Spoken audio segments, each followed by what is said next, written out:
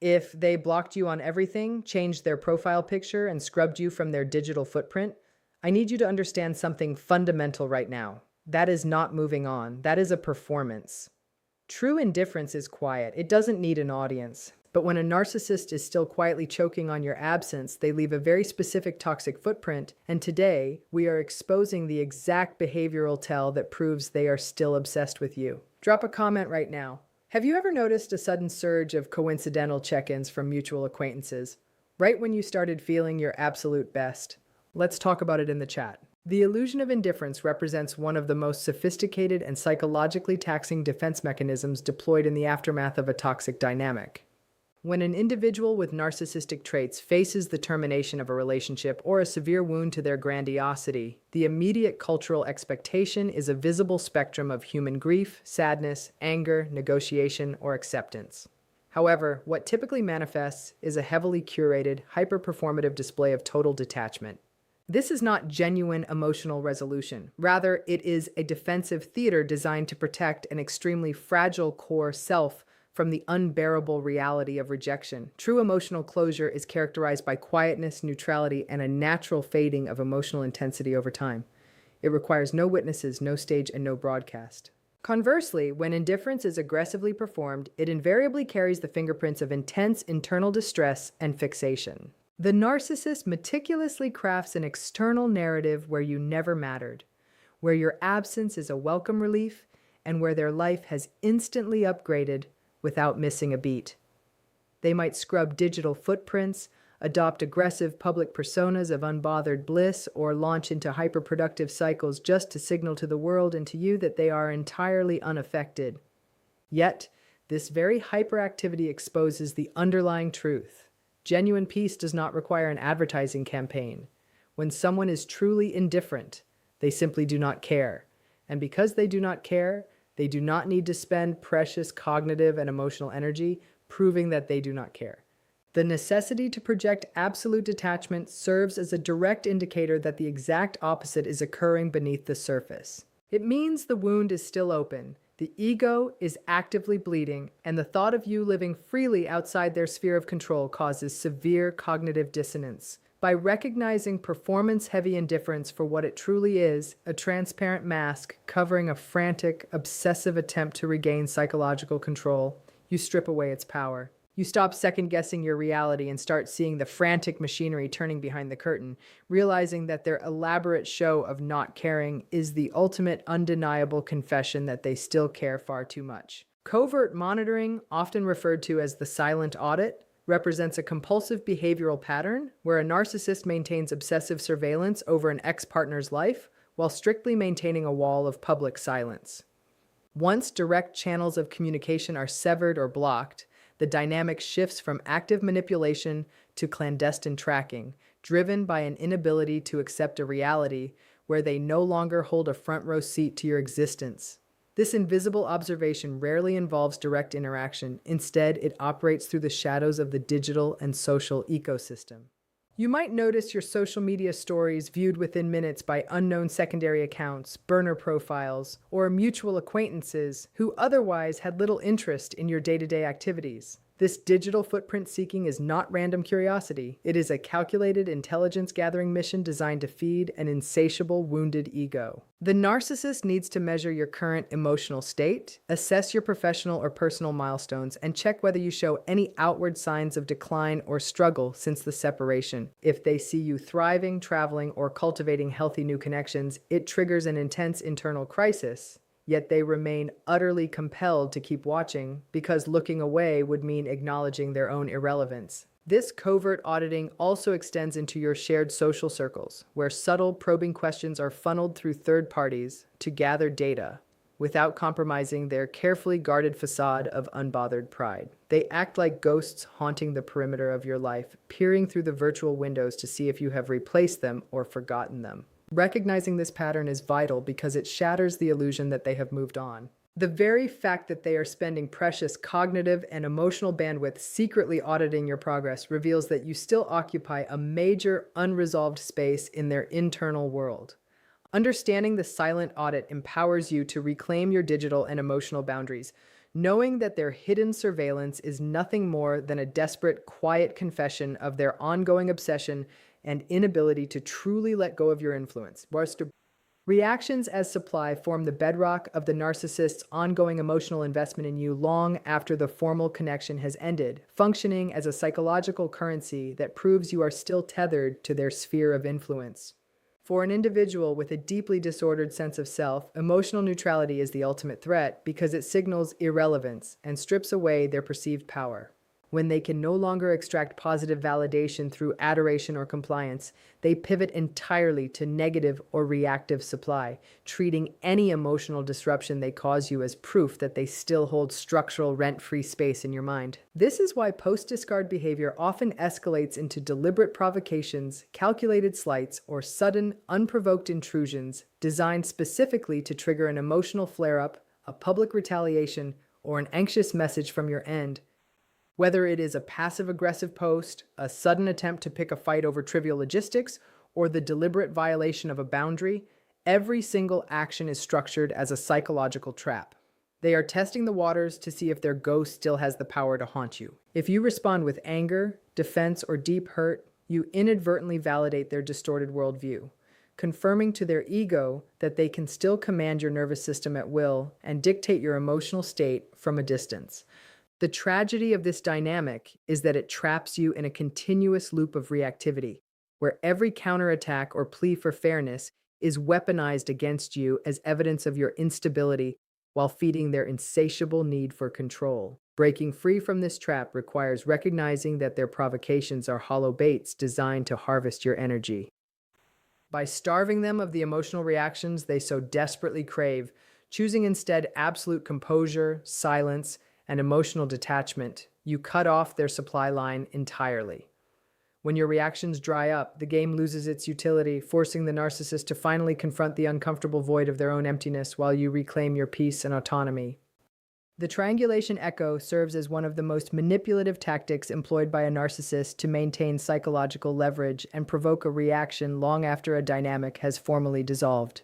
In a typical relationship framework, the introduction of a new partner or external connection signifies progress, natural evolution, and the healthy pursuit of individual happiness. However, when orchestrated by a narcissist, the introduction of new figures, publicized upgrades, or manufactured rivalries is rarely about authentic connection or moving forward. Instead, it functions as a calculated chess move designed to trigger jealousy, spark insecurity, and force a reactive response from you. This behavior is rooted in an obsessive need to remain the central axis of your universe, even when they are the ones who initiated the discard or caused the separation. They carefully curate their public persona, social media feeds, or shared community networks to showcase dazzling new romances, enviable lifestyles, or sudden associations with high-status individuals, ensuring these displays inevitably cross your path. The underlying motive is entirely transactional and parasitic. By dangling the illusion that someone else has easily replaced you or that they are thriving in an upgraded reality, they attempt to weaponize your natural human emotions against you, hoping to induce panic, self-doubt, or an angry outburst that proves you still care. This manufactured competition is essentially an echo of their internal chaos, reflecting an absolute terror of being forgotten or deemed ordinary. They rely on the external validation of a new supply to prop up their fragile ego, yet they simultaneously watch to see if you will take the bait and break your silence. Recognizing the triangulation echo for what it truly is, a hollow, defensive performance rather than a genuine shift in affection, disarms its psychological impact entirely. When you understand that these public displays are specifically engineered to manipulate your perception and harvest your emotional energy, the illusion shatters, allowing you to view their desperate attempts at jealousy not as a sign of their happiness, but as an undeniable confession of their ongoing obsessive fixation on your reaction. If this breakdown is hitting a little too close to home and you are ready to break the trauma bond for good, hit that subscribe button and turn on notifications. We break down these psychological patterns every single week so you can reclaim your peace. Hoovering via proxy represents one of the most covert and disorienting tactics a narcissist uses to breach your boundaries when all direct avenues of communication have been firmly locked down. When you have successfully blocked their phone numbers, unfollowed their social media accounts, and established a brick wall of no contact, the narcissist faces a critical narcissistic injury because their primary supply lines are entirely severed. However, an obsessive ego does not simply surrender to closure. Instead, it adapts by finding backdoors into your life. This is where proxy hoovering comes into play, utilizing third-party intermediaries such as mutual acquaintances, distant family members, or even unsuspecting colleagues to test the waters and reestablish an invisible tether to your reality. You might experience sudden, bizarrely out-of-character check-ins from people you haven't spoken to in months, or hear casual mentions of the narcissist dropping your name into conversations under the guise of innocent curiosity or concern. These intermediaries are weaponized as unwitting flying monkeys, dispatched to gather intelligence on your current well-being, plant specific narratives, or gauge whether you are still vulnerable to manipulation. Furthermore, this tactic often manifests as an eerie alignment of schedules, where you suddenly cross paths with the narcissist in places you both rarely frequented, engineered through information leaked by the proxy network. The underlying objective is to bypass your defenses without the narcissist having to risk direct rejection, maintaining a safe distance while still poking at your psychological armor. Recognizing this pattern is essential for maintaining your peace because it reveals that their silence is merely a logistical pivot rather than genuine detachment. When you trace these strange incursions back to their source, you realize they are still expending significant effort trying to infiltrate your perimeter. By treating these proxy check-ins with the same absolute boundary enforcement and emotional neutrality as a direct message, you starve their network of oxygen, rendering their backdoor attempts useless and proving that their obsession cannot break through a truly fortified boundary. The nostalgia trap, often manifesting as the anniversary effect, represents a calculated psychological ambush where a narcissist weaponizes time and memory to breach your emotional defenses long after a relationship has ended. For an individual trapped in a perpetual cycle of ego protection and emotional dysregulation, calendar dates, milestones, and shared anniversaries hold a very different meaning than they do for someone pursuing genuine healing. While you view these markers as checkpoints of survival and progress, the narcissist views them as strategic pressure points. When significant dates approach, such as the anniversary of the day you met, a wedding date, a birthday, or even the timeline of a major shared trauma, they experience a surge of cognitive dissonance and narcissistic injury. Because their internal archive cannot process being successfully deleted or forgotten, they attempt to rewrite history in real time by re-entering your space precisely when your guard is lowered by sentimentality. This typically takes the form of out-of-the-blue text messages, late-night check-ins, or carefully curated memory prompts sent via alternative channels, often disguised as innocent reminiscence or accidental outreach. They might message you saying they heard a song, passed a familiar place, or simply woke up thinking about you, masking their underlying manipulation in a soft veneer of vulnerability and nostalgia. This timing is never accidental. It is a precision strike designed to bypass your logical defenses by appealing to your capacity for empathy and shared history. They rely on the fact that human memory naturally softens the edges of past pain over time, hoping that the warmth of a nostalgic reflection will override the hard boundaries you fought so hard to build. Falling into this trap reopens closed wounds, pulling you right back into the trauma bond under the false pretense of shared sentiment. Recognizing the nostalgia trap for what it truly is, a tactical maneuver born out of an obsessive refusal to let go of control, rather than an authentic moment of reflection, allows you to see through the emotional smoke and mirrors. When you understand that their sentimental resurfacing is just another iteration of their ongoing fixation, you can meet their manufactured nostalgia with absolute silence, refusing to let the ghosts of the past dictate the reality of your present peace.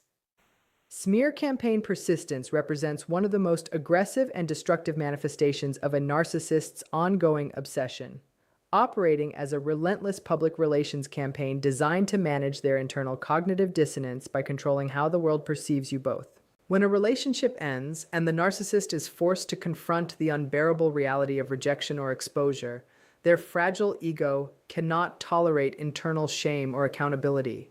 To shield themselves from this psychological injury, they externalize their distress by constructing and aggressively maintaining a false narrative that positions them as the victim and you as the perpetrator. This behavior does not cease with the termination of the relationship. Rather, it often intensifies over time, adapting to new social circles, digital spaces, or professional environments. You may notice that months or even years after you have completely exited their life, mutual acquaintances or online networks still occasionally feed you bizarre updates about how the narcissist is talking about you, rewriting history, or fabricating elaborate stories to justify their behavior. This ongoing narrative management is a direct reflection of their internal state. It proves they are still actively expending massive amounts of psychological energy, time, and emotional bandwidth trying to control your reputation because they cannot bear the thought of anyone seeing through their grandiosity. By keeping your name alive in conversations, whether through overt hostility or calculated passive-aggressive pity, they maintain a phantom connection to you, ensuring that you remain a central character in their daily mental theater. They need the external validation of an audience to reinforce their distorted self-image, using the smear campaign as an emotional anchor that prevents them from having to face the silent void of their own emptiness. Recognizing this persistence for what it truly is, a desperate externalized defense mechanism born from an obsessive refusal to let go of control, rather than an objective reflection of reality, strips their narrative of its power. When you understand that their ongoing defamation is a loud, undeniable confession of their fixation and their inability to emotionally digest your freedom, you can let go of the urge to defend yourself or set the record straight. True power lies in total indifference, allowing their manufactured stories to dissolve into irrelevance while you invest your energy entirely into your own peace, growth, and forward momentum. The ultimate defiance represents the profound psychological turning point where a narcissist's ongoing obsession completely dissolves in your awareness, transforming from a persistent shadow into background noise that you no longer register. For months or even years, the aftermath of a toxic dynamic can feel like an invisible war zone where you find yourself constantly scanning for their digital footprint, anticipating their next proxy move, or reacting to the lingering echoes of their smear campaigns. Your nervous system remains wired to protect you from their next calculated strike. However, true freedom arrives not when the narcissist finally decides to stop playing their games, but when their actions, their opinions, and their very existence lose all currency and emotional value in your mind. This is the moment of radical irrelevance. You reach a psychological state where the thought of them no longer triggers anger, fear, curiosity, or the urge to check up on their progress. They are demoted from a haunting presence to a trivial memory, occupying the exact same emotional weight as a stranger passing on the street. This shift destroys the narcissist at their core because their entire operational model relies on maintaining rent-free space in your head. They feed on your emotional reactivity, your vigilance, and your resistance. When you achieve radical irrelevance, you starve them of the final resource they desperately crave, your attention. You no longer monitor their triangulations, you no longer decode their nostalgia traps, and you no longer care what stories they are spinning in the background. The energetic cord is finally cut, not through force or retaliation, but through absolute apathy. In this state of supreme liberation, their obsession becomes completely powerless against you, because a game cannot be played when one player has walked off the field and forgotten the rules entirely, leaving you free to inhabit your own life with unbroken peace and sovereign autonomy. At the end of the day, everything they do, the performance of indifference, the silent audits, the manufactured jealousy, and the whispered rumors, is all part of the same desperate script. It is an admission that they are still trapped in the gravity of your absence, but you don't have to stay in that orbit. The moment you stop reacting, stop tracking, and stop caring is the moment their power officially expires. Let them watch from the shadows, let them spin their stories, and let them play their empty games. Your true power isn't in fighting back, it's in realizing that they are already gone and your peace is finally your own.